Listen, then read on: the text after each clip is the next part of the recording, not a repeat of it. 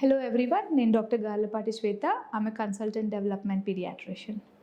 So next చాలా ఫ్రీక్వెంట్గా parents ఆస్కే question ఏంటి అంటే, మేడం వ్యాక్సినేట్ చేయొచ్చా మా బాబుని, లేకపోతే 18 monthsకి ఎంఎంఆర్ తీసుకున్నాకే మా బాబుకి ఆటిజం ఫీచర్స్ కనిపిస్తున్నాయి, వాడు అప్పటి వరకు బాగానే ఉండేవాడు, ఎంఎంఆర్ వ్యాక్సిన్ అయ్యాకే మా బాబు ఇలా అయిపోయాడు, లేకపోతే థెరపీస్కి వెళ్తున్నాం కదా, థెరపిస్ట్ చెప్పారు వ్యాక్సినేషన్ ఇవ్వకండి, రొటీన్ వ్యాక్సినేషన్స్కి ఇవ్వద్దు, ఈ బాబుకి వ్యాక్సినేషన్స్ పడవు.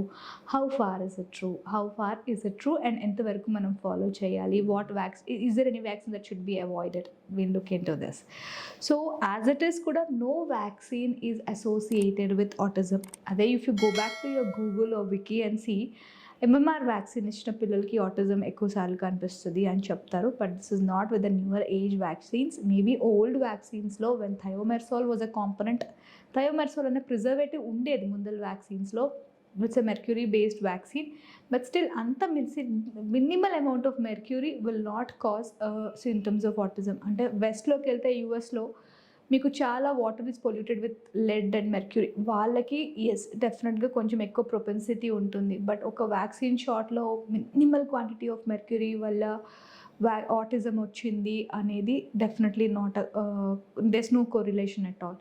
సో మీ 18 months వ్యాక్సిన్కో, మీ 9th month వ్యాక్సిన్కో తర్వాతే ఈ ఆటిజం వచ్చింది అనేది it's totally a false belief, it's a truly a myth. Okay, so ఏమేం వ్యాక్సిన్స్ ఇవ్వకూడదు అంటే, these children should be vaccinated like any other children. వేరే అందరి పిల్లలకి ఏమేం వ్యాక్సిన్స్ ఇస్తారో డెఫినెట్లీ వీళ్ళకి అవన్నీ ఇవ్వాలి. అండ్ థెరపీ సెంటర్స్కి వెళ్తారు, గ్రూప్స్ అవి అటెండ్ అవుతారు కాబట్టి definitely yearly once influenza shot ఇవ్వాలి వీళ్ళకి. న్యూమోకోకల్ వ్యాక్సిన్ అండ్ ఇన్ఫ్లుయెన్జా ఇవన్నీ గ్రూప్స్ నుంచే వస్తాయి కాబట్టి.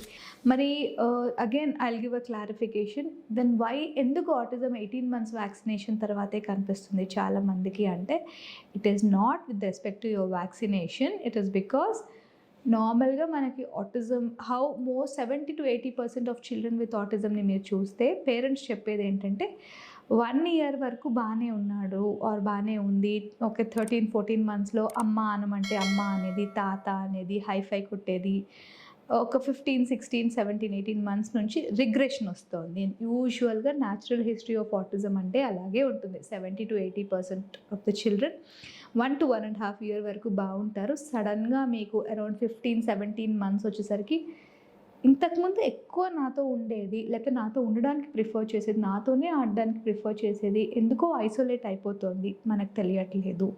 తర్వాత ఇంట్లో ఏమైనా మాటలు చెప్తుంటే పట్టించుకోవట్లేదు, ఏదైనా నేర్పించడానికి ట్రై చేస్తుంటే అసలు దగ్గరకు కూడా రావట్లేదు, తన లోకంలో తను ఉంటుంది. యూజువల్లీ 1.5 yearకి ఇవన్నీ కనిపిస్తాయి. 2 years వచ్చేసరికి గ్రాస్గా మనకి child is self occupied, speech delay అవుతుంది, 2 years అయినా మాటలు లేవే అని కనిపిస్తుంది. సో యూజువల్గా vaccination and natural history of autism రెండు ఒకటే టైంలో జరుగుతున్నాయి కాబట్టి parents presume that it is due to your MMR vaccine or any other vaccine, but absolutely there is no role of vaccination as a causing factor for autism. Thank you. ఈ video కనుక మీకు నచ్చినట్లయితే like చేసి, share చేసి, comment చేయండి. మా ఛానల్ని subscribe చేయడం మాత్రం మర్చిపోకండి. Thanks for watching.